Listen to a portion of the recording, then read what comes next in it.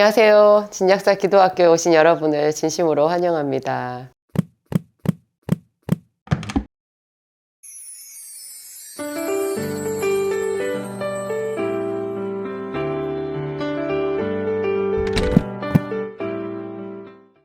여러분은 아침이 되면, 아침에 눈을 딱 뜨면 어떤 느낌이 드세요? 기분이 좋으세요? 아니면 내가 눈을 왜 떴나, 오늘 하루를 어떻게 살아가나, 눈이 안 떠졌으면 좋겠다, 이렇게 생각하시는 분도 계실까요? 제가 예전에 20대 후반에 그렇게 생각한 적이 있었어요. 밤에 지쳐서 잠이 들면서 얼마나 힘이 든지, 내일 아침에 내 눈이 안 떠졌으면 좋겠다. 끔찍한 말이죠. 굉장히 무서운 말인데요. 선뜻 그런 생각이 지나가면서 이렇게 쓰러지듯이 잠이 든 적이 있었어요. 그리고 아침에 눈이 딱 떠지잖아요. 그러면 어떡하지? 내가 오늘 이 하루를 어떻게 살지? 나 너무 무서워. 일어나는 것이 무서워. 그랬던 적이 있어요. 근데 대개는 여러분 아침은 새 아침이잖아요. 밤에 뭐 때문에 속이 상하고 슬퍼서 울다가 지쳐가지고 어떻게 잠이 딱 들어도 아침에 일어나서 눈이 떠지면 그냥 어제 저녁에 그 일은 좀 저만치 멀리 떨어져 있는 것 같이 생각이 들고 갑자기 조금 진정이 되죠. 그리고 새 힘이 나잖아요. 대부분은.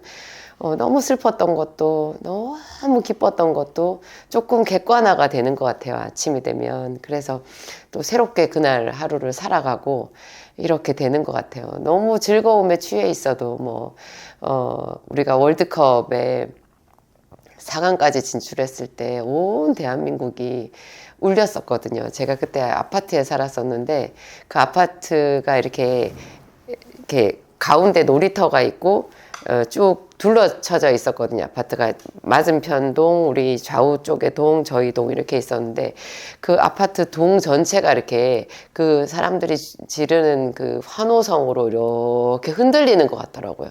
얼마나 대단한지. 그거는 사실 좋은 환호성이기 때문에 굉장히 꿈결 같고 정말 축포가 터지는 것 같고 그렇게 좋았는데도 불구하고요. 우리에겐 현실이 있잖아요. 좀 정신 차려야 되거든요. 너무 그런 쪽으로 들떠가지고 있으면 또 그게 또 다른 문제를 일으키기도 하니까 또 우리 삶의 제자리로 이렇게 돌아와야 되잖아요. 그러니까 너무 좋은 것도 너무 슬픈 것도 아침이 되면 어느 정도 진정이 되면서 뭔가 새로운 출발을 한다라는 그런 신선한 느낌? 그리고 하나님을 경외하는 사람들은 그런 것 같아요. 하나님 새날 주심을 감사합니다. 아침이 되고 저녁이 되고 아침이 되니 이는 첫째 날이니라, 둘째 날이니라, 저녁이 되고 아침이 되니 이는 다섯째 날이니라. 그 창세기 1장의 천지창조의 구절 있잖아요. 저녁이 되고 아침이 되니 이는 몇째 날이니라. 이렇게 한 그 구절이 신기하다, 이런 말이 적혀 있네 하지만 우리가 항상 저녁이 되고 아침이 되고 저녁이 되고 아침이 되고 하는 걸 우리 나이 곱하기 365만큼 경험해 가면서 왔잖아요. 옛날에 제가 보았던 수필가 피천득 씨의 그 수필에서요, 40이 넘은 사람에게도 봄이 온다는 것은 기적이다, 이런 구절이 있었어요. 얼마나 좋은 일인가, 40이 넘은 사람에게도. 그때 40은 정말 큰 나이였는데 제가 지금 그 40보다 훨씬 더 나이를 많이 먹었잖아요. 더 많은 봄이 왔고 더 많은 아침이 왔고 더 많은 새날이 온 거예요. 하나님이 이 새날을 주셨는데요. 시편에 이런 구절이 있어요. 저녁에는 울음이 기숙할지라도 아침에는 기쁨이 찾아오리로다. 저녁에는 울음이 막 울은 거죠. 울음이 기숙할지라도. 울음이 우리 속에, 우리 삶에 그냥 온 몸과 영혼에 울음이 깃들이는 거예요. 그래서 내가 눈물에 젖는 거죠. 그렇다고 할지라도, 아침이 되면 기쁨이 오리로다. 그런 말씀이 있어요. 하나님은 우리에게 새날 주시고, 그렇죠. 새로운 일을 하시는 거죠. 제가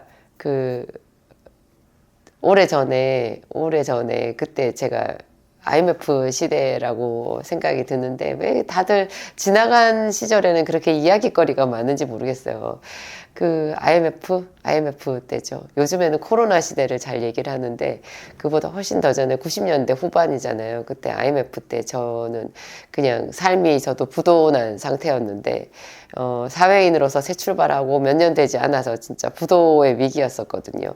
그날 아침에 약국에 출근을 한다고 집을 나섰는데 약국 가는 길이 버스 타고 전철 타고 다시 걸어가지고 뭐 한참을 가야 되는 그렇게 먼 곳이었어요. 약국이. 집을 이사를 가려고 했는데 약국만 옮겨놓고 집을 이사를 하지 못해서 그 먼 길을 제가 2년을 통근을 했었거든요.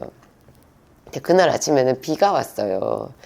비가 오니까 또 비가 제법 많이 왔거든요. 와가지고 약간은 잦아든 상태인데 어쨌든 그 현재도 걸어가는데 우산을 써야 되는 그 날씨였는데 계속 비가 와가지고 포장이 되지 않는 그런 길 가쪽에 흙 진창이 되어 있었는데요. 제가 기아 자동차 옛날에 소화리 공장 있는 그 뒤편에 옛날 IMF 시대였으니까 그때 기아 자동차 소화리 공장도 부도 났었잖아요.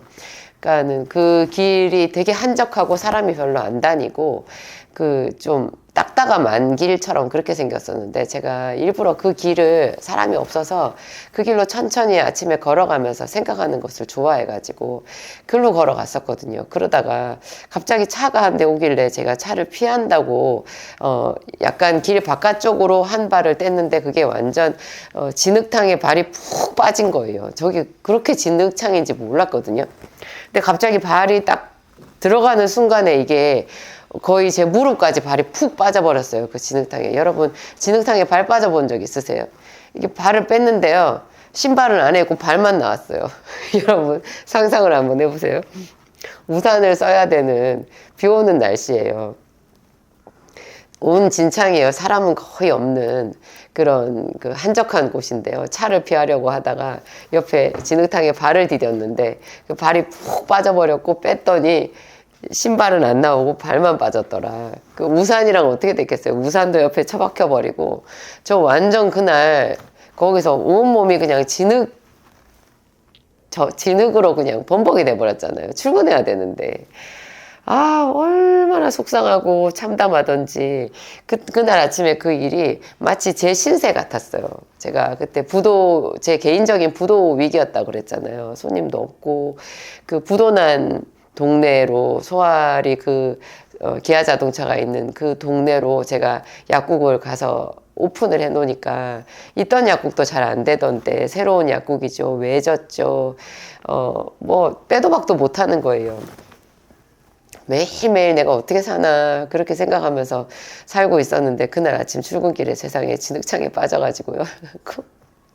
그 비랑 그 진흙탕조차도 제 삶을 비웃는 것 같지. 괜히 그냥 자존감이 완전 바닥을 치니까 자격지심으로 그런 생각이 들었던 것 같아요. 그날 아침에 그 경험. 근데 참 하나님은 정말 일정하시잖아요. 하나님은 사람은 막 좋았다가 싫었다가 그렇죠. 좋다고 그렇게 했다가 갑자기 싫어졌다가 특히 여성분들이 좀 그렇지 않나? 제가 좀 심한가? 좀 그랬는데요. 하나님은 항상 일정하신데 그 일정하신 게 무심하게 일정하신 게 아니라 정말 깊은 열정으로 측량할 수 없는 그런 깊은 열정으로 한결같이 우리를 사랑하시는 그 사랑으로 일정하신 거죠. 그래서 그날 그 진흙탕에 빠진 저를 말없이 지켜보셨을 거고 사실 뭐 진흙탕에 빠진 거 별건가요? 뼈가 부러진 것도 아니고 어디 뭐 크게 다친 것도 아니고 그냥 제가 마음이 좀 상하고 옷이 좀 젖고 이제 진흙으로 좀 옷이 더러워졌을 뿐인데 그런 경험들이 저한테 인내심을 많이 가르쳐 준 것 같아요. 그때 제가 시편을 정말 많이 봤고요. 시편이 그렇게 단맛이 나는구나 하는 거를 그때 배웠어요. 시편은 죽음을 경험하는 사람들, 죽음의 골짜기를 통과하는 사람들이 공감하는 성경이거든요. 그게 왜냐하면 시편을 쓴 다윗부터 해가지고요.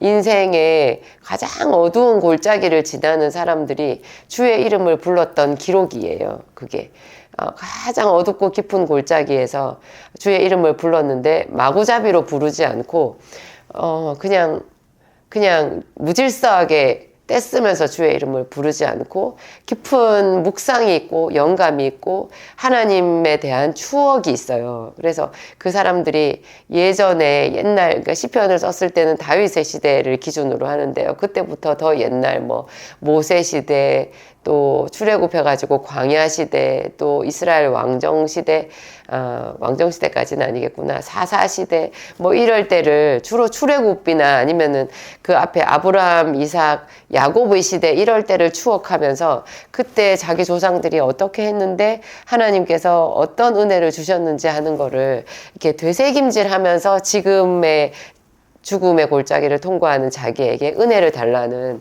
그런 간곡한 기도들로 가득 차 있거든요. 그러면서 그 중에 또 얼마나 자기가 하나님을 사랑하는지 의지하는지 하나님이여 사슴이 시냇물을 목마른 사슴이 시냇물을 찾기에 갈급함 같이 내 영혼이 주를 찾기에 갈급하나이다. 내 영혼아 어찌하여 낭망하며 어찌하여 내 속에서 불안하여 하는가. 너는 하나님을 바라라. 나는 내 얼굴을 도우시는 하나님을 오히려 찬송하리로다. 뭐 그런 구절들 있잖아요. 제가 시편 42편 그리고 43편 이런 것도 굉장히 좋아하는데 주의 진리로 나를 인도하사 주의 성산과 주의 장막에 이르게 하소서. 그런즉 내가 하나님의 단에 나아가 나의 지극히 큰 기쁨의 하나님 극락의 하나님 앞에 나아가리이다. 뭐 그런 구절들 있잖아요. 그러니까 정말 힘들고 고통스러운데 하나님의 제단에 나아가서 기도하는 그것이 자기에게 최고의 정점에 있는 그런 기쁨이라는 것을 그 사람들이 고백하고 있는 거예요. 이런 것들이 우리 영혼에 찌들어 있는 그런 그 어둠의 권세, 더러운 죄악들을 씻어내는 역할을 하는 것 같아요. 그래서 고난 당하는 것이 내게 유익이라 내가 이로 말미암아 주의 율례를 배우게 되었나이다. 그런 구절이 있잖아요. 그래서 제가 자주자주 하나님의 말씀을 이렇게 읊조려요. 시편 119편에도 보면 내가 주께 범죄하지 아니하려 하여 주의 말씀을 내 마음에 두었나이다. 이런 구절도 있고 주께서 내 마음을 넓히시오면 내가 주의 계명의 길로 달려가리이다. 주의 말씀은 내 발의 등이요 내 길에 빛이니이다. 청년이 무엇으로 그 행실을 깨끗게 하리이까 주의 말씀을 따라 삼가할 것이니이다. 뭐 그런 구절들 있잖아요. 내가 주의 말씀을 묵상하려고 하여서 밤 야경이 더 깊기 전에 내가 깨어서 주의 말씀을 보았나이다. 그런 구절도 있고요. 주의 파도와 물결이 나를 엄몰하도소이다. 뭐 그런 구절도 있어요. 주 깊은 바다가 서로 부르며 나도 내 영혼이 하나님의 이름을 부릅니다. 그런 구절도 있거든요.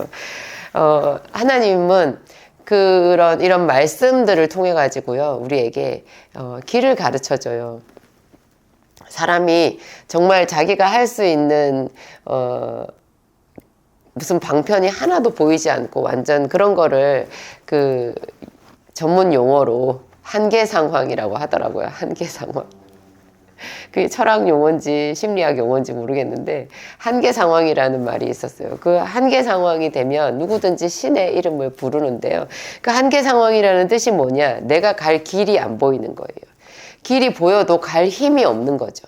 결국 길이 없는 거예요. 힘이 없는 것도 길이 없는 건데 길이 없다라는 생각이 들었을 때 사람들은 하늘을 바라보게 되어 있거든요. 그래서 하나님의 말씀이 길인 거예요. 예수님께서 내가 곧 길이요 진리요 생명이니 그런 말씀 하셨잖아요. 내가 곧 길이요 진리요 생명이니 하나님의 말씀이 길이거든요. 길. 그래서 하나님께서 사람을 고칠 때 말씀을 보내어서 그를 구원하신대요.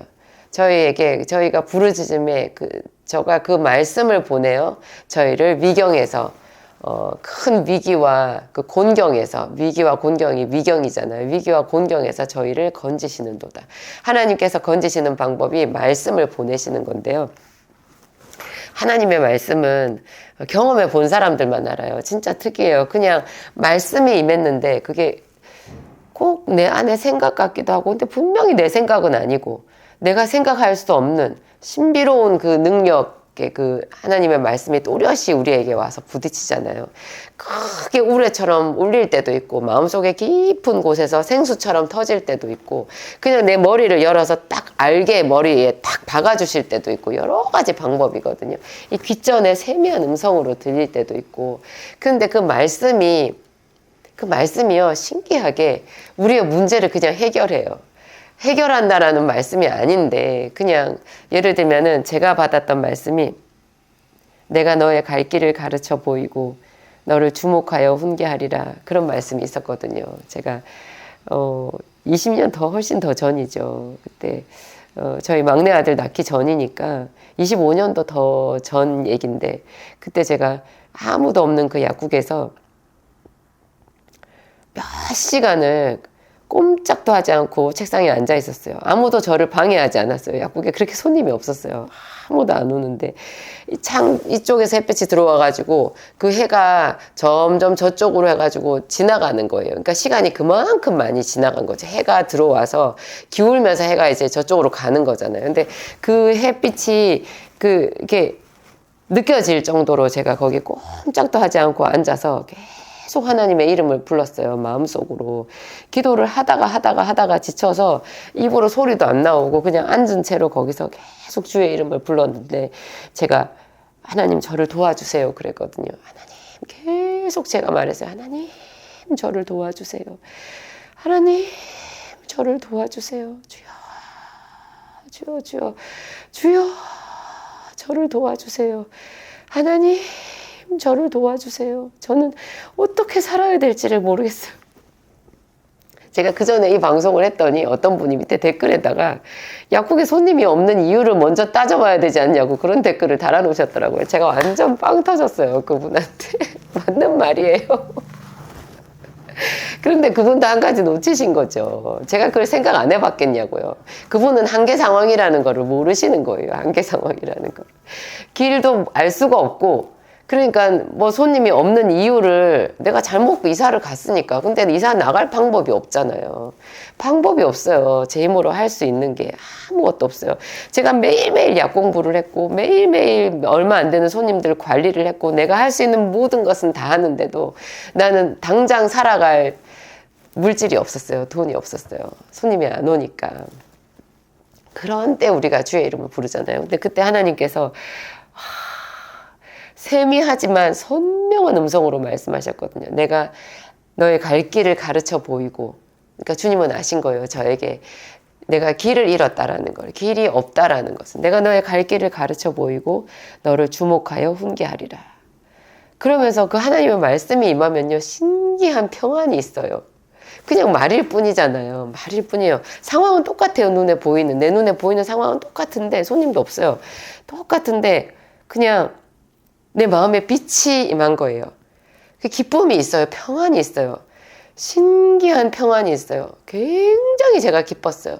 그 말씀 하나하나가 감격이었어요. 내가 너의 갈 길을 가르쳐 보이고 너를 주목하여 훈계하리라.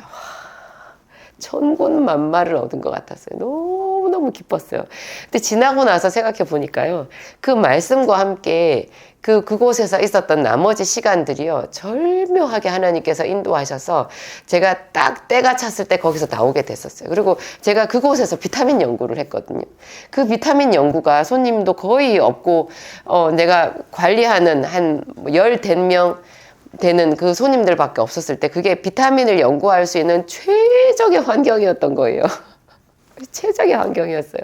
거기서 시간을 채웠어요. 제가 거의 딱 2년을 있었는데요. 죽을 것 같이 거기서 2년을 있었는데 그 기간이 지금의 제가 저를 있게 만든 거예요. 제가 지금 비타민 약국 하잖아요. 비타민 쇼핑몰. 제가 생기산도 있지만 제가 가진 이 비타민이 어떤 다른 사람이 하는 비타민 요법하고도 결이 다르거든요. 정말 독특해요. 제가 생각해도 독특해요.